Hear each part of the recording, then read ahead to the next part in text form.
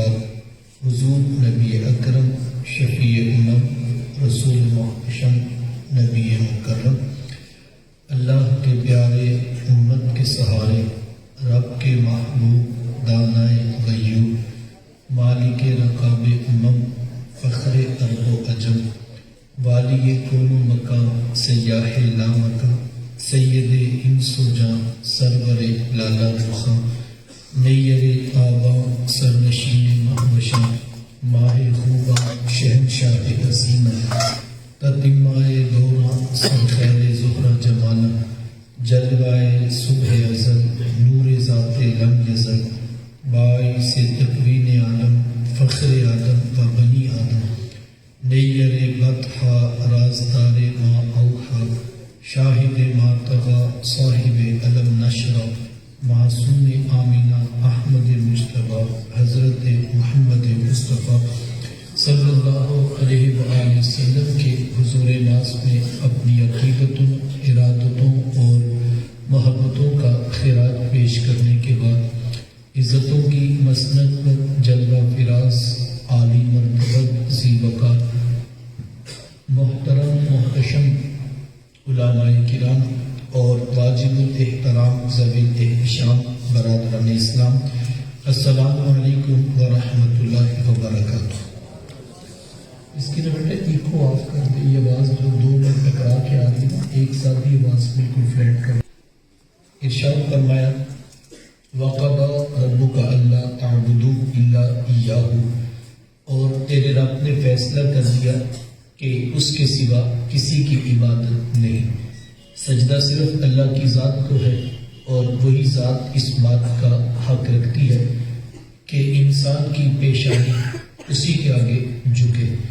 وَبِالْوَالِدَيْنِ إِحْسَانًا، اور والدین کے ساتھ حسن سلوک کرنا۔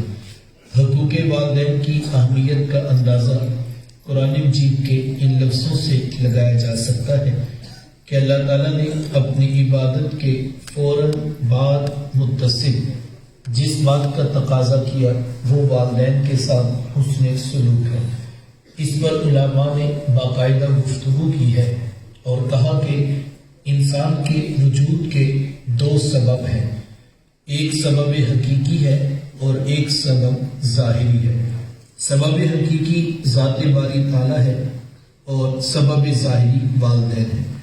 تو پہلے جز میں سبب حقیقی کے حق کو بیان کیا گیا، تو دوسرے جز میں سبب ظاہری کی طرف توجہ دلائیں گے۔ ماں باپ کس قدر اہمیت کے حامل ہیں۔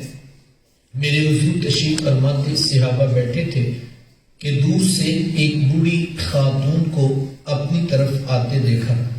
آقا کریم علیہ السلام کی نظر پڑی تو میرے حضور اٹھ کھڑے ہوئے، میری ماں پکارتے ہوئے اور دوڑ لگاتے ہوئے ان کے قریب پہنچے، پھر کندھوں سے وہ چادر اتار کر نیچے زمین پر بچھا دی جسے میں اور آپ کائنات کا قیمتی اثاثہ سمجھتے ہیں۔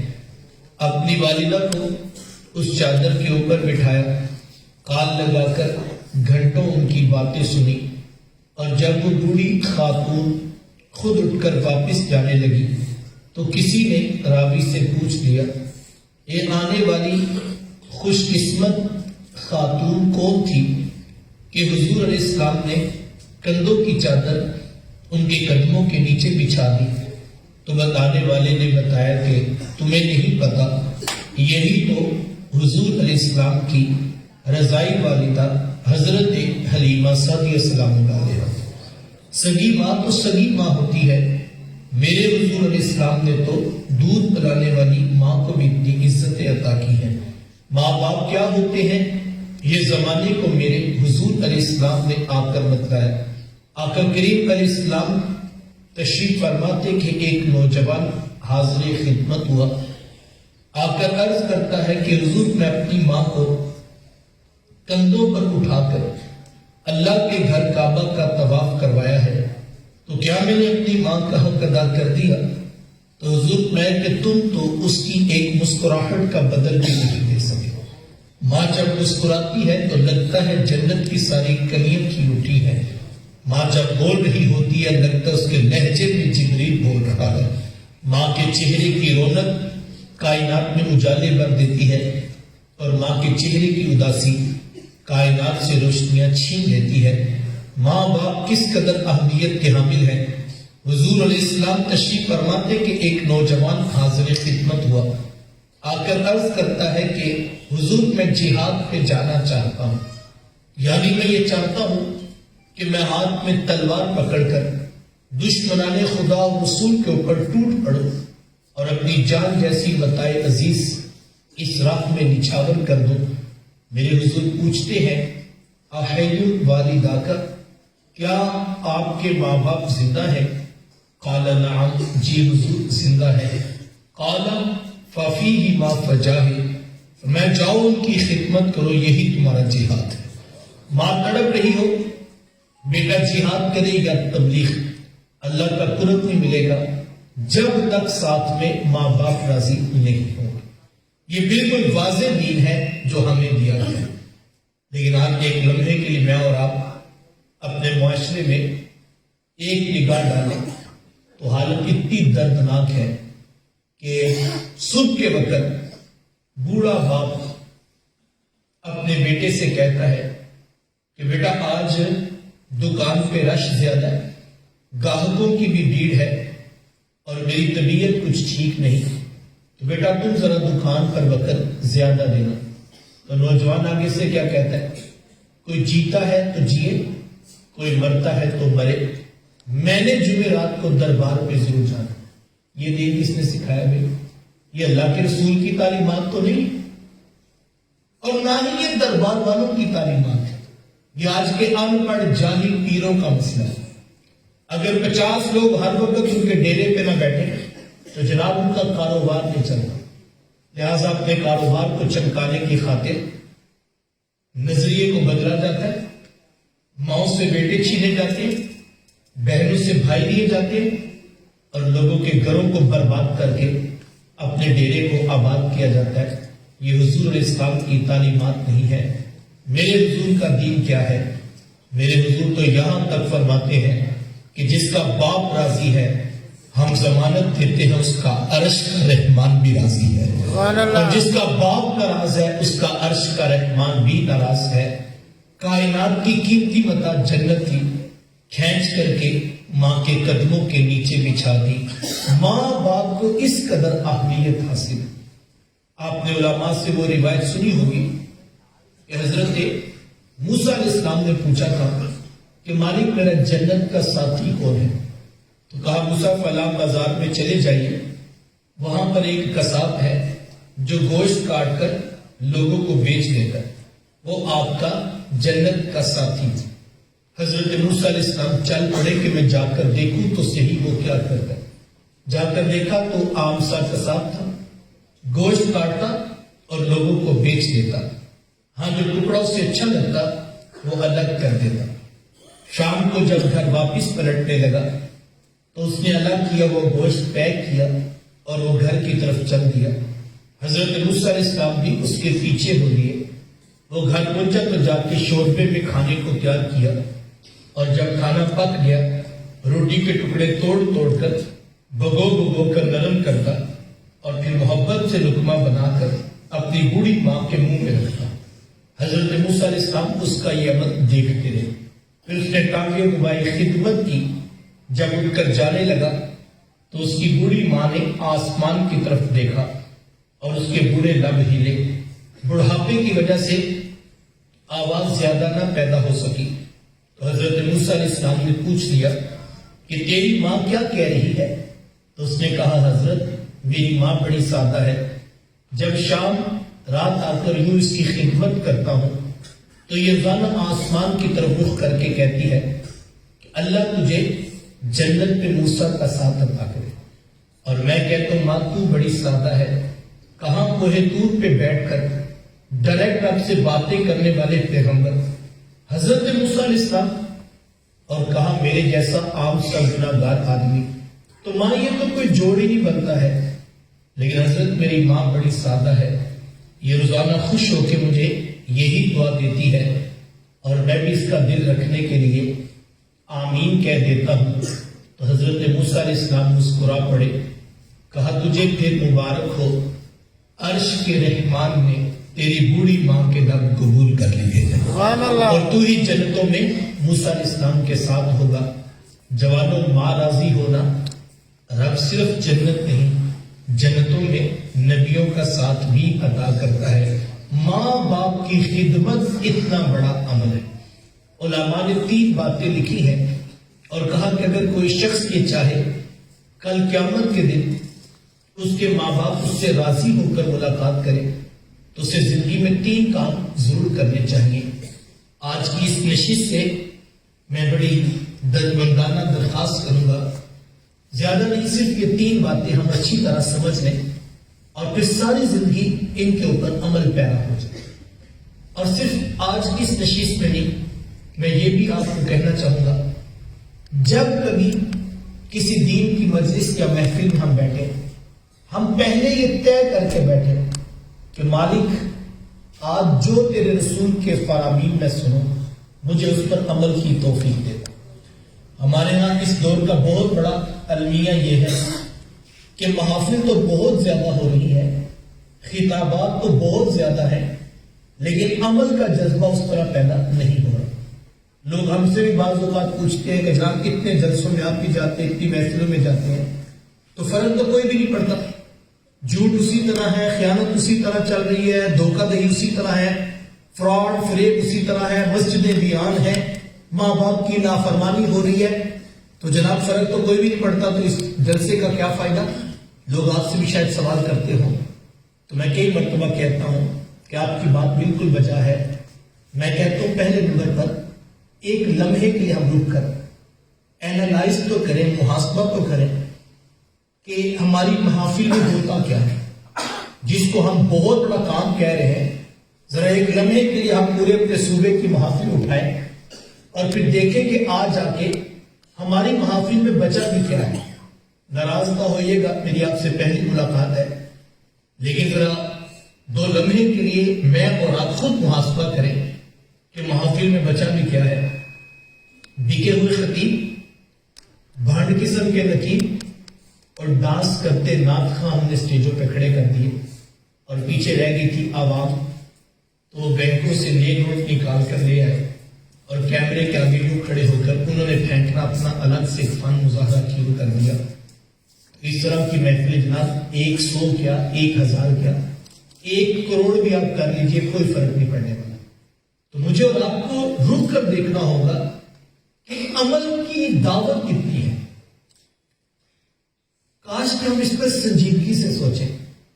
میرے شیخ ایک دن ہمیں فرمانے لگے کہ یار بندہ اگر تقریر دھیان سے سن لینا تو زندگی میں ایک تقریر بھی کافی ہوتی ہے، بس جو سنے اس پر عمل پیرا ہو جائے۔ کتنے اصحاب رسول ہیں، آپ ان کی زندگیاں اٹھا کے دیکھیں۔ حضور علیہ السلام سے ملاقات ہوئی، آقا کریم علیہ السلام سے پوچھا حضور مجھے کوئی نصیحت فرما دیجیے۔ ایک ملاقات ہوئی، بنیادی دین تو پتہ ہی تھا، نماز ہے، روزہ ہے، زکوٰۃ ہے، اچھے اخلاق ہے، لیکن کہا حضور ایک نصیحت فرما دیں۔ تو کسی کو محبوب علیہ السلام نے فرمایا کہ صاحب جھوٹ نہ بولا کرو، بس ایک بات پلے باندھ لی، ایک نصیحت نے پوری زندگی بدل کے رکھی۔ کسی نے آ کے عرض کیا حضور مجھے کچھ ارشاد فرما دے، تو فرمایا کہ صاحب غصہ نہ کیا کرو، بس ایک بات نے پوری زندگی بدل کے رکھی۔ کوئی شاید صاحب سربت ہوگا، پاس آ کے بیٹھا ہوگا، عرض کی حضور مجھے کچھ نصیحت فرما دیں، فرمایا صاحب بھوکوں کو کھانا کھلایا۔ ایک نصیحت ہی کافی ہوتی ہے، لیکن اگر ہم 12 سال سے جلسہ کروا رہے ہیں اور ہر سال ہزاروں نہیں لاکھوں روپے بھی صرف کرتے ہیں، لیکن ہماری اپنی حالت یہ ہے ابھی تک میلاد کمیٹی کے 25 لوگ بھی 5 وقت کے نمازی نہیں بنے، تو پھر میں کہتا ہوں خود رک جانا چاہیے، محاسبہ کرنا چاہیے کہ دین کی دعوت دینے والے کے پاس بھی جب دین نہیں ہے تو پھر معاشرے میں نتیجہ کیا آئے گا۔ تو صرف 3 باتیں مختصر ہیں اور ان کو اچھی طرح ہم اپنی روح میں اتار لیں اور پھر ساری زندگی کے اوپر عمل پیرا ہو جائے۔ سب سے پہلی بات، کثرت کے ساتھ ماں باپ کے لیے بخشش و مغفرت کی دعا کی جائے۔ ماں باپ زندہ ہوں تب بھی، ماں باپ وفات پا جائے تب بھی، ایک روایت میں ہے کہ جو شخص روزانہ اپنے ماں باپ کے لیے بخشش و مغفرت کی دعا کرتا ہے، میرے حضور پاک اس کے رزق میں کبھی بے برکتی نہیں آئے گی، اللہ تعالیٰ اس کو رزق کی فراوانی عطا کرتا ہے۔ اب دعائے بخشش کا انداز کوئی بھی ہو سکتا ہے۔ آپ کل کا ختم دلوائیں، چہلم کی تقریب رکھیں، سالانہ برسی کے عنوان پہ قرآن خوانی کروائیں، اور پھر بعد میں سینکڑوں لوگ ہاتھ اٹھا کر ماں باپ کی بخشش و مغفرت کی دعا کریں تو یقیناً یہ باعث برکت ہے۔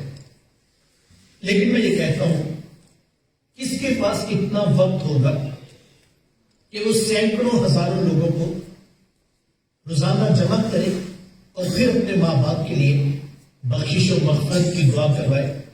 تو یقیناً یہ مشکل کام ہے۔ روزانہ تو آپ اتنے لوگوں کو جمع نہیں کر سکیں گے، تو پھر کیا کیا جائے؟ علماء نے بڑی خوبصورت بات کہی، کہا کوشش کر کے، محنت کر کے آپ صرف 5 وقت کے نمازی بن جائیں۔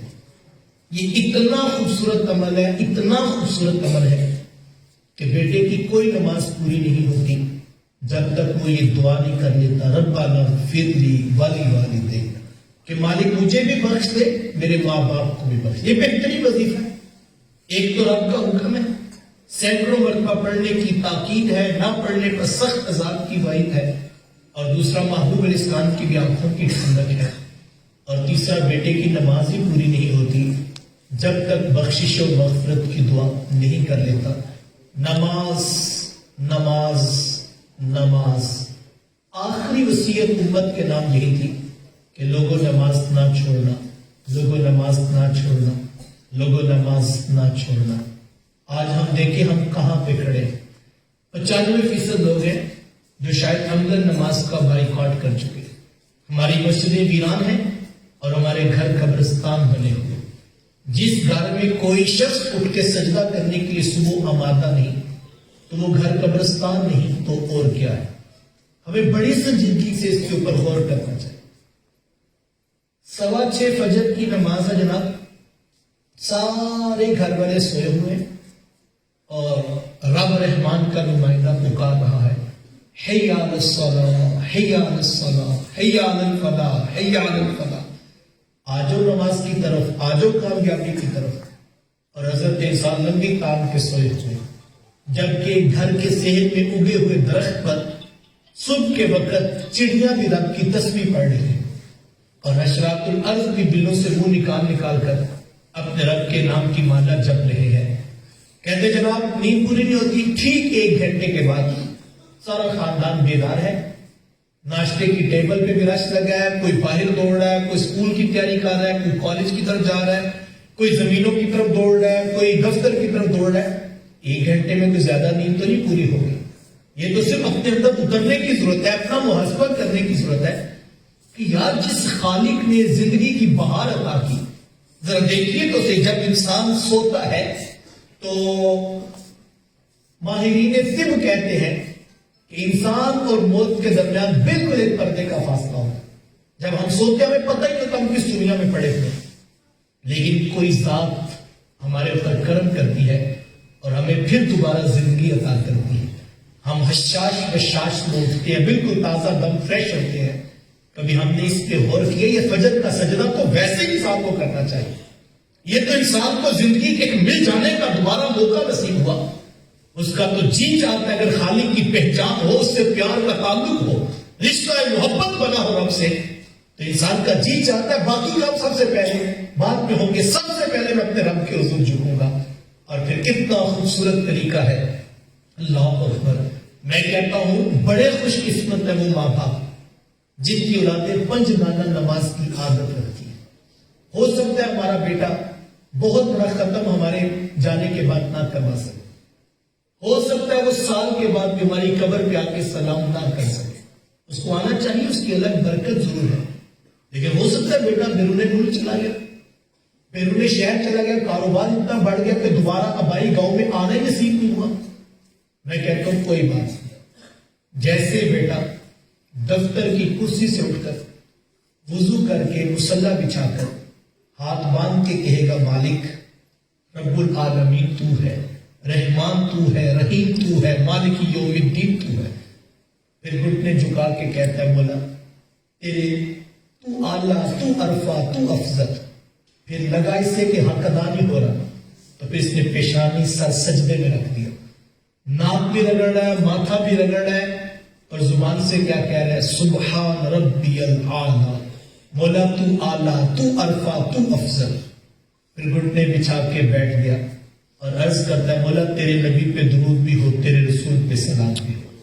اب اس کی رحمتیں برس رہی ہیں کہ میرے بندے تو نے مجھے رحمان کہا، رحیم کہا، مالک یوم الدین کہا، تو نے رکوع و سجود میں تسبیح و تحمید کے ساتھ ہمیں اعلیٰ و عرفہ و افضل ہونے کا جو ہے وہ ذکر کیا. تو نے ہمارے نبی پہ درود بھی پڑھا، تو نے ہمارے رسول پہ سلام بھی پڑھا. اب تو بھی تو بتا تو کیا چاہتا ہے؟ تو یہ آخری بات عرض کرتا ہے مولا بس مجھے بھی بخش دے، میرے ماں باپ کو بھی بخش دے. مجھے بتائیں اس دعا کا مقابلہ ہو سکتا ہے؟ تو اس پر ہمیں فوکس کرنا ہے. کاش ہم اس کے اوپر غور کریں اور اپنی اولادوں کو انگلی پر مصلے پہ کھڑا کرو، انگلی پکڑ کے ان کو مصلے کی طرف راغب کرو اور ان کو بتاؤ بیٹا تمہاری کوئی صبح ایسی نہیں ہونی چاہیے، تمہاری کوئی شام ایسی نہیں ہونی چاہیے، تم اپنے رب کے حضور سجدہ ریز نہ ہو جاؤ. نماز نماز نماز. آخری وصیت امت کے نام یہی تھی، لوگوں نماز نہ چھوڑنا. آپ اتنے لوگ بیٹھے ہیں، میں آپ سب کو دعوت پیش کرتا ہوں، ایک بار رک جائیے، اپنا محاسبہ کیجیے. یقیناً یہ شب برات قریب ہے اور رمضان المبارک کی بھی آمد ہے.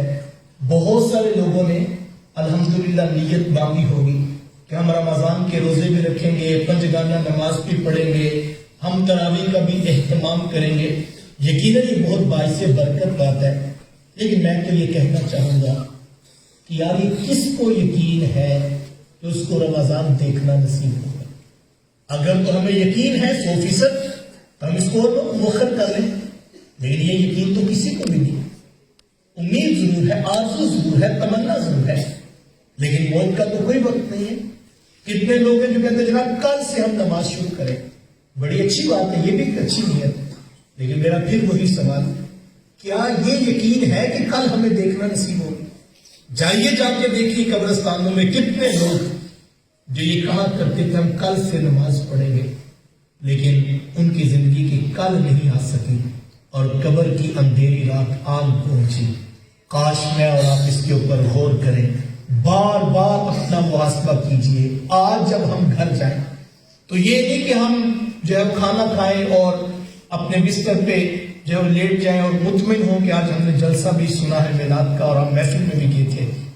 میں کہتا ہوں ایک کوشش کیجیے، آج جب گھر جائیں وضو کر کے اپنا کمرہ بند کر لیں اور مصلی بچھا لیں. اگر کسی کی صبح کی بھی 4 نمازیں قضا ہیں، میں اس کو دعوت دینا چاہوں گا، ایک کوشش کر کے تو دیکھو. پہلے فجر قضا کرو، پھر ظہر قضا کرو، پھر عصر قضا کرو، پھر مغرب قضا کر کے ابھی عشاء کا وقت باقی ہے، عشاء ادا کر کے تنہائی میں اس سے ہاتھ جوڑ کر معافی مانگو اور عرض کرو مالک دیکھ تیرا بندہ آج تیری دہلیز پہ واپس پلٹ کے آ گیا. کیا تو اپنے بندے کو معاف نہیں کرے گا؟ وہ بڑا کریم ہے، وہ آنے والوں کو یہ بھی نہیں پوچھتا کہ تم اتنی لیٹ کیوں آیا. اللہ اکبر. ہم تو مائل با کرم ہے، کوئی سائل ہی نہیں. راہ دکھلائے کسے کوئی راہ رب منزل ہی نہیں. اس کی رحمتیں تو آوازیں دے رہی ہیں. دنیا والے ہیں جو یہ کہتے ہیں کہ 900 چوہے کھا کے بلی حج کو چاہیے، اس کی بارگاہ میں ایسی کوئی رسوائی نہیں. وہ کہتا ہے کوئی بڑھاپے میں بھی پلٹ کے آگے میں اس کے گناہ معاف کر دو. راکا صاحب نے کشف المعجوب میں واقعہ لکھا ہے کہ درویشوں کی کوئی مجلس لگی ہوئی تھی کہ ایک بوڑھے بابا جی کا وہاں سے قریب سے گزر ہوا اور دل میں کیا خیال آیا تو آگے بڑھ کے ان درویشوں سے پوچھا کہ حضرت میں بھی توبہ کرنا چاہتا ہوں، کیا میرے لیے بھی کوئی گنجائش، کوئی آپشن موجود ہے؟ تو درویش نے مسکرا کر دیکھا اور کہا بابا ساری زندگی گناہوں میں گزار کے جب قبر میں خم آ گیا، داڑھی کے بال سفید ہو گئے اور اب آ کے پوچھ رہے کہ جو ہے کوئی آپشن، کوئی معافی نامہ، کوئی گنجائش ہے؟ تو نے تو آنے میں بڑی دیر کر دی. اللہ اکبر. تو بابا جی کہنے لگے حضرت میں دیر سے تو نہیں آیا ہوں، میں تو وقت سے پہلے آ گیا.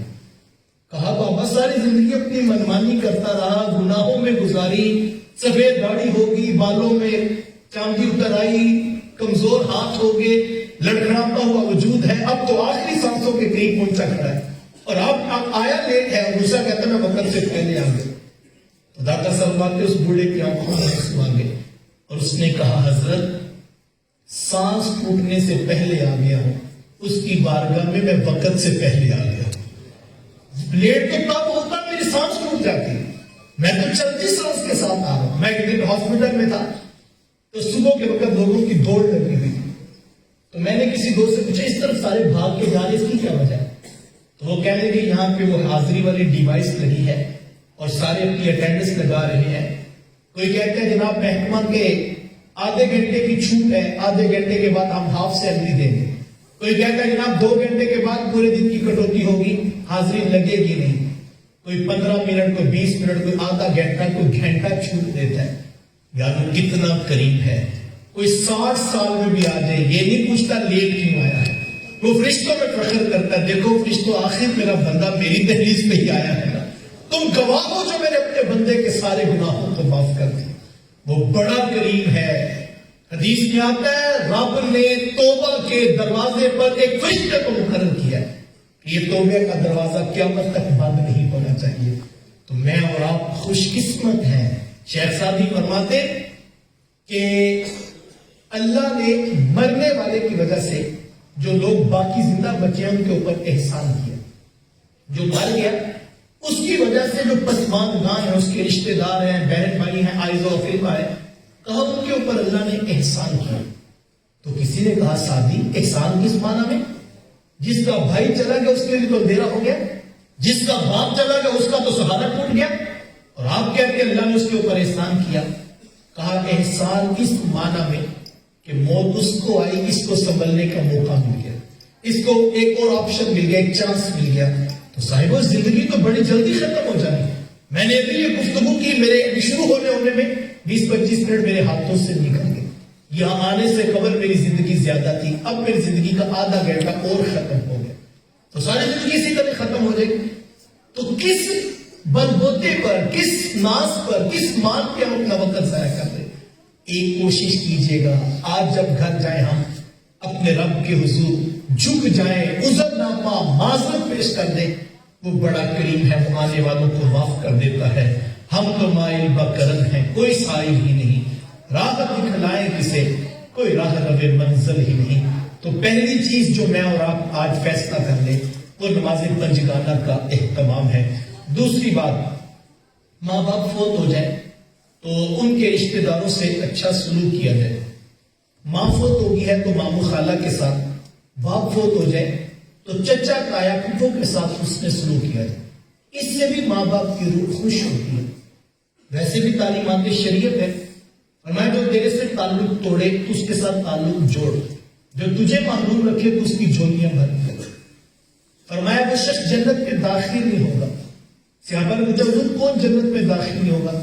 فرمایا قاطع الرحم، رشتوں کو توڑنے والا جنت میں داخل نہیں ہوگا۔ اور ایک روایت میں جنت میں جانا تو بڑے دور کی بات، فرمایا وہ شخص جنت کی خوشبو بھی نہیں پا سکے۔ ابھی جنتی جنت سے 500 سال کی مسافت پہ ہوگا کہ جنت کی خوشبو آنا شروع ہو جائے، لیکن جو رشتوں کو توڑنے والا ہے وہ جنت کی خوشبو بھی نہیں پا سکے گا۔ دیکھو 100% ٹھیک کوئی بھی نہیں ہوتا، غلطیاں کوتاہیاں لوگوں کے اندر موجود ہوتی ہیں، ہمیں صلح کر لینے کا، معاف کر دینے کا درس دیا گیا ہے۔ خاندان کو جوڑنے کی کوشش کیجیے، بالخصوص اپنے بہن بھائیوں کو، اپنے ماں باپ کو، اپنی اولاد کے ساتھ، اپنے رشتہ داروں میں محبت، پیار، الفت کی شمع ہمیں روشن کرنا ہوگی۔ اس نفسا نفسی کے دور میں کینہ، حسد، بغض، حقد، نہ جانے کیا کیا ہے جو سینوں میں پنپ رہا ہے، اس کے لیے ضروری ہے کہ ہم اپنے دل کو صاف رکھیں، اور یہ بہت بڑی نیکی ہے اس دور کے اندر۔ اللہ کے رسول صلی اللہ علیہ وآلہ وسلم تشریف فرماتے، صحابہ بیٹھے رہے، دریا رحمت جوش میں آیا تو حضور فرمایا کہ صحابہ جنتی دیکھنا چاہتے ہو؟ عرض کی کیوں نہیں؟ حضور آپ ارشاد فرمائے، فرمائے صاحب، فرمایا کہ سامنے دروازے میں دیکھو، جو شخص آئے گا وہ پکا جنتی ہوگا۔ صحابہ نے نظریں گاڑ لی کہ اتنا خوش قسمت کون ہے؟ فرماتے تھوڑی دیر کے بعد ایک بوڑھے بابا جی داخل ہوئے اور تازہ وضو کی وجہ سے پانی کے قطرے داڑھی سے ٹپک رہے تھے. فرماتے ہیں ہمیں ان کی قسمت پہ ناز آنے لگا، رشک آنے لگا، کیسا خوش قسمت شخص ہے. حضور علیہ السلام نے جنتی ہونے کی بشارت ہے. فرماتے ہیں کوئی دوسرا دن ہوا تو حضور بیٹھے تھے، صحابہ تشریف فرما کے. فرمایا صحابہ جنتی دیکھنا چاہتے ہو؟ حضور کو فرمایا دروازے پہ دیکھو، آنے والا شخص پکا جنتی ہے. فرماتے کہ ہم نے پھر دیکھا تو دوسرے دن بھی وہی بابا جی اور وہی انداز اور اسی طرح وضو کے قطرے داڑھی سے ٹپک رہے. فرماتے ہماری حیرت اور خوشی کی انتہا نہ رہی کہ کتنا نیک شخص ہے کہ دوسرے دن بھی اسی کو بشارت ملی. فرماتے تیسرا دن ہوا حضور میں جنتی دیکھنا چاہوں تو دروازے پہ تھے.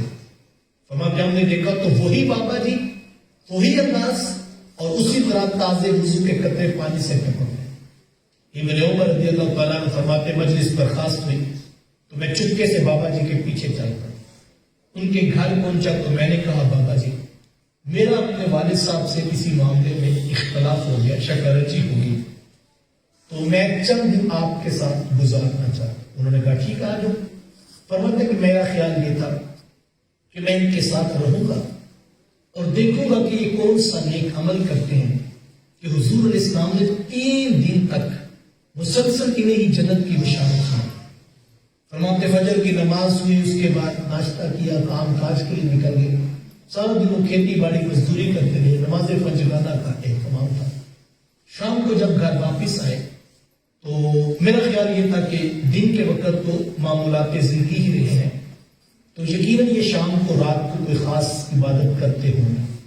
فرماتے کہ میں جلدی سے بستر سیدھا کیا اور چادر مصنوعی طور پر اوپر لے کر میں لیٹ گیا اور خیال یہ تھا کہ میں دیکھوں گا کہ یہ کیا کرتے. لیکن انہوں نے اپنا بستر سیدھا کیا، چادر اوڑھی ہوئے سو گئے اور تھوڑی دیر کے بعد وہ دھیمے سے خراٹوں کی آواز آنے لگی. فرماتے کہ میں نے کہا کہ شاید آج انہوں نے اس عمل کو مؤخر کر دیا.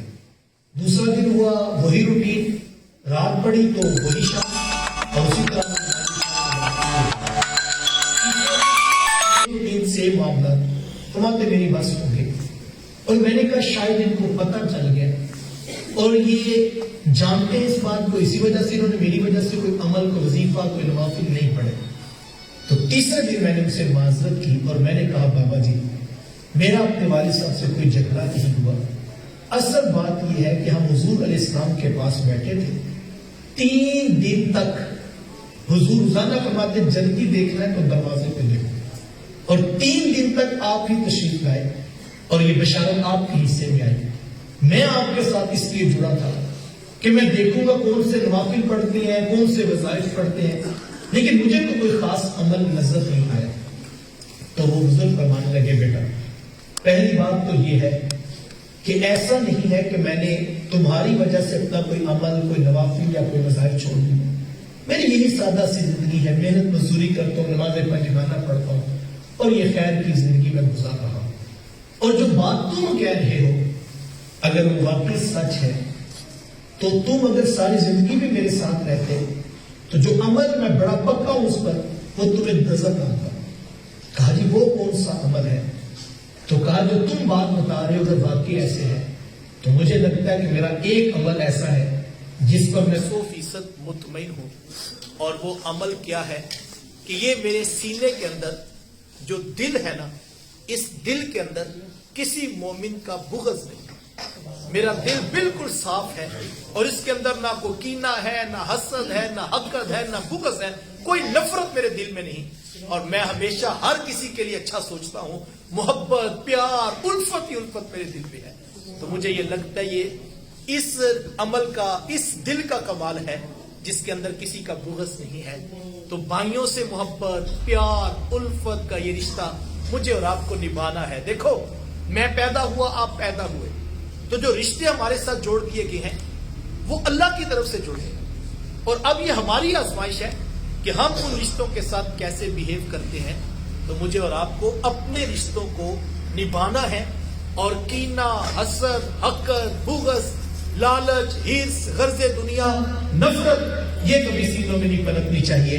اختلاف ہو سکتا ہے، آپ کا کسی سے بھی اختلاف ہو سکتا ہے، لیکن وہ اختلاف اتنا نہ بڑھ جائے کہ ہم ہمیشہ کے لیے نفرت کی دیوار کھڑی کر دیں اور حالت یہ ہو کہ ہم عید والے دن بھی بھائیوں سے سلام لینے کے لیے تیار نہ ہو. تو کاش ہم اس کے اوپر غور کریں, سلو کر لینے کا حوصلہ پیدا کریں, معاف کر دینے کی عادت کو اختیار کیجیے. حدیث سن لیجیے, اور میرا ماننا یہ ہے ہو نہیں سکتا جس نے یہ حدیث سنی ہو پھر سلو کیے بغیر اس کو نیند آ جائے. اتنی بڑی بشارت ہے اس کی ایک حدیث کے اندر. حدیث کو دل کے کانوں سے سنیے گا. اللہ کے رسول صلی اللہ علیہ وآلہ وسلم